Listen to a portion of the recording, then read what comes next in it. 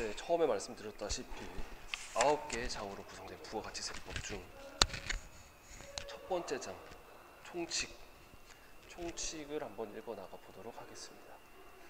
제가 지금부터 함께 읽게 될 부가가치세법은 2019년 7월 1일 시행된 가장 최신 법령입니다.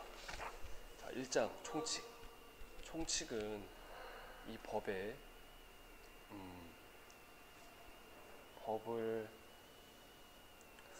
이제 구성하기 전에 가장 기본적인 용어나 기본적인 개념들이 소개되는 장입니다.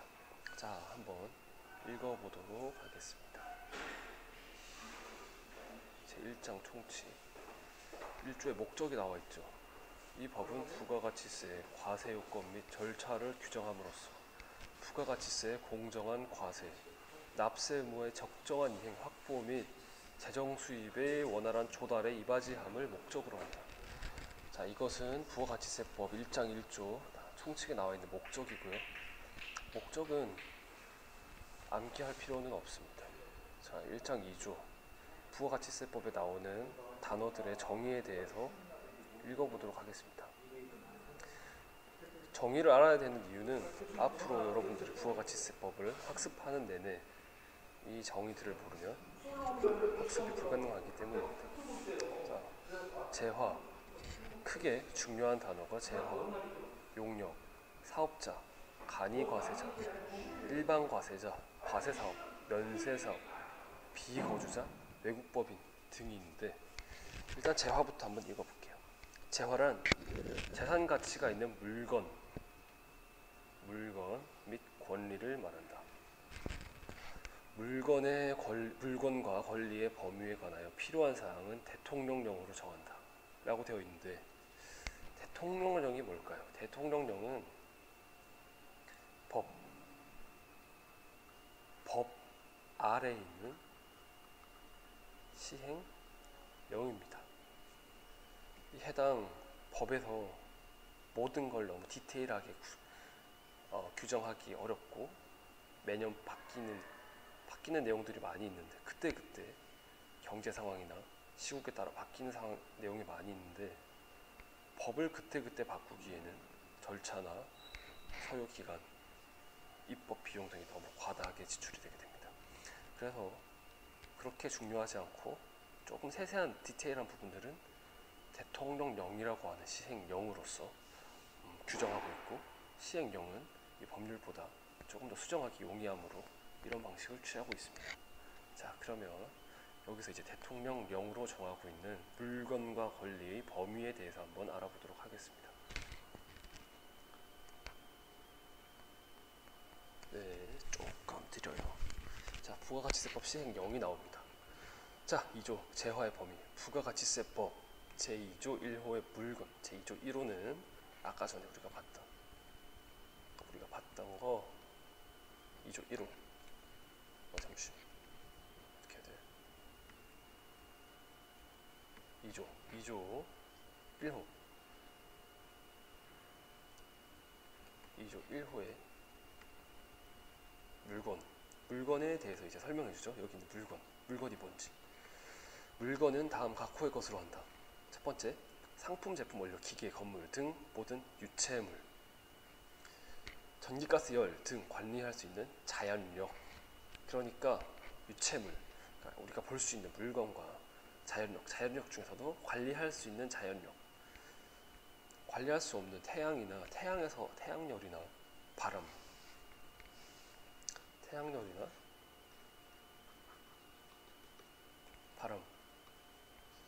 바람은 물건이 아닙니다.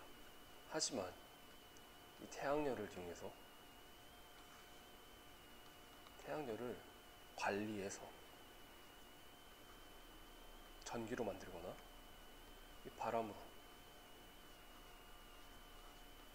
풍차를 돌려서 전기로 만들면 이것은 우리가 저장할 수도 있고 보관할 수도 있고 적재적소에 사용할 수 있기 때문에 관리할 수 있습니다. 관리할 수 있기 때문에 이렇게 전력으로 바뀌는 즉 관리할 수 있게 되면 자연력도 물건에 해당하게 됩니다. 부가가치세법상. 자, 법 제2조 1호의 권리. 2조 1호의 권리는 여기 있습니다. 권리는 뭔가? 권리는 광업권, 특허권, 저작권 등 제1항. 1항은 여기 있고요. 여기 1항에 따른 물건 외에 재산적 가치가 있는 모든 것으로 한다. 부가가치세법이 규정하고 있는 물건과 권리의 정의는 이렇습니다. 매우 논리적인데 빈틈이 없죠. 자, 그러니까 물건과 권리가 있습니다. 권리가 있고 집합으로 표현하게 되면 이렇게 생겼습니다. 물건과 권리는 크게 두 개로 나뉘는데 여기는 물건, 여기는 권리입니다. 영어로 얘기하면은 여기는 굿즈고요. 여기는 rights입니다. 자, 여기서 물건은 또다시 두 가지로 나뉘죠. 1항, 1호, 2호. 자, 절반으로 쭉 잘라서 유체물,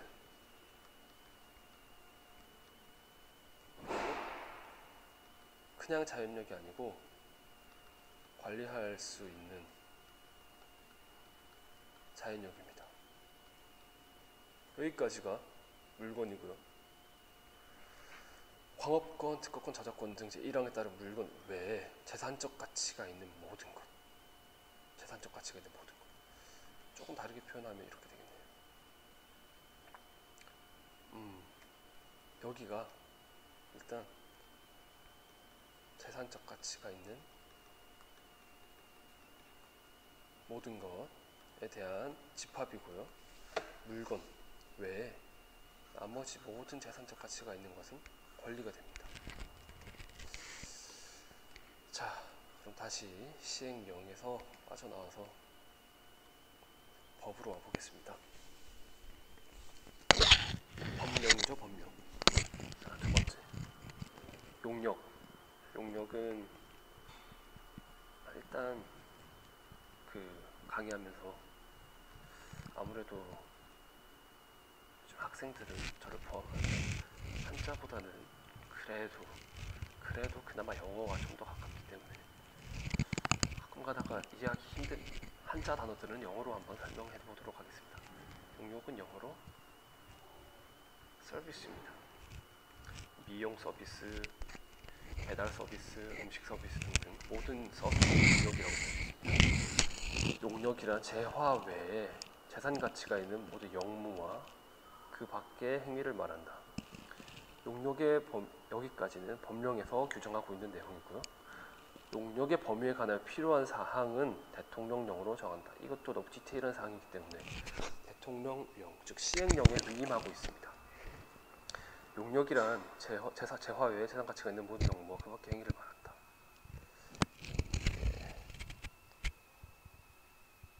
무슨 의미인가? 일단 좀 쉽게 얘기해 보자면 이렇게 할 수 있겠죠.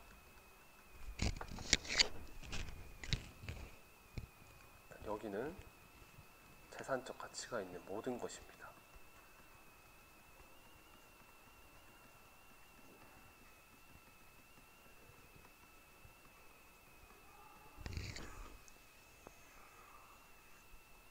크게 두 가지로 나눌 수 있죠.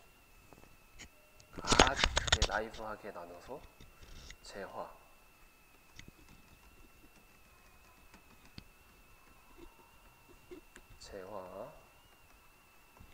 그리고 용역.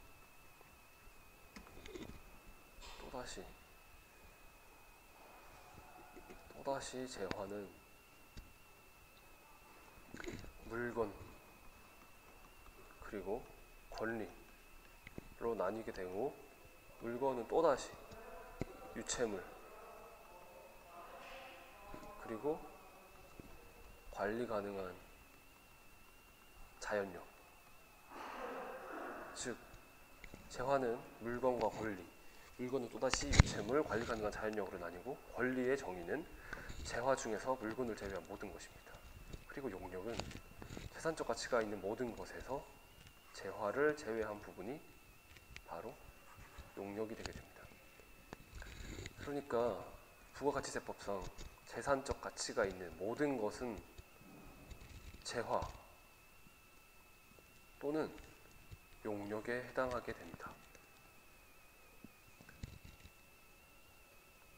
재산적 가치가 있는 모든 것, 재화 또는 용력에 해당하게 되고, 자, 세 번째, 사업자란 사업 목적이 영리이든 비영리이든 관계없이 사업상 독립적으로 재화, 용력 공급하는 자를 말한다. 이 조문이 정말 간단하고 쉬워 보이지만 부가가치세법에서 아주 큰 의미를 갖고 있는 조문이라고 할 수 있습니다. 1장 2조 3호 뭐냐면은 사업 목적이 영리이든 비영리이든 관계없이, 여기서 영리라고 하면은 보통 사람들이 돈을 버는지 안 버는지에 따라서 나눈다고 생각하는데, 부가가치세법에서 영리와 비영리를 나누는 기준은 돈을 벌어들이는지 벌어들이지 않는지의 문제가 아닙니다. 여기서 영리란 사업 활동을 통해서 얻어들인 수익을 구성원에게 분배하는지 구성원에게 분배하지 않는지, 그 분배 유무에 따라서 영리와 비영리를 구분하게 됩니다. 즉, 돈을 버는 사업을 하더라도 수익을 구성원에게 분배하지 않는다면 해당 사업은 비영리 사업에 해당하게 되고, 돈을 버는 사업을 한 결과 잉여금 등을 그 조직의 구성원들에게 분배하게 된다면 해당 사업은 영리 사업이 되는 것입니다. 즉, 연세우유, 우유를 팔아서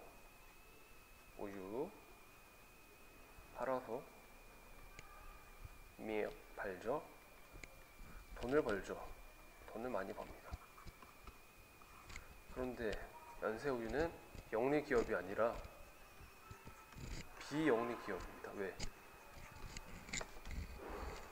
연세우유는 벌어들인 수익을 구성원에게 분배하는 것이 아니고 학술에 사용하기 때문입니다. 학술 단체를 위해서 공익적인 목적으로 사용하기 때문에 영리 기업이 아니고 영리가 아니고요. 사업상 독립적으로라는 말은 무슨 뜻이냐면은 사업상 독립적으로,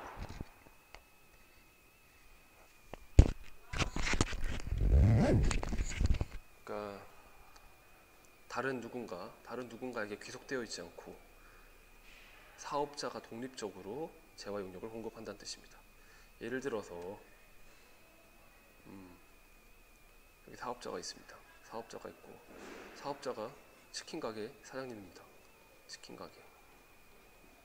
소비자가 있죠.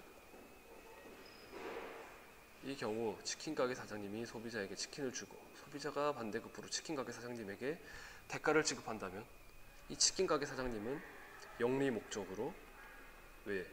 자기가 번 돈을 자기에게 분배하기 때문에 영리 목적으로 사업상 독립적으로 누구에게도 고용되어 있지 않고 사업상 독립적으로 재화가 아니라 사실 용력이죠. 음식 용력을 공급하는 자입니다. 용력을 공급합니다. 재화는 음식 용력에 부수되는 부수 재화일 뿐이고요. 자, 그에 반해서 치킨 가게 사장님에게 고용된 아르바이트생은 어떨까요? 아르바이트생은 사업상 독립적이지가 않습니다. 왜? 알바생이 치킨을 공급했다고 해도 이는 알바생이 독립적으로 공급한 것이 아닌 치킨 가게 사장님에게 고용이 된 상태로 소비자에게 공급된 것이기 때문에 독립적으로 공급한 것이 아닙니다. 사업상 독립되어 있지 않죠. 고용이 되어 있는 관계이기 때문에. 그렇기 때문에 알바는 독립적이지 않아서 부가가치세법상 사업자의 정의를 만족하지 않습니다. 그렇기 때문에 사업자란 아주 어떻게 보면 조금 까다로운 요건을 충족해야 하죠.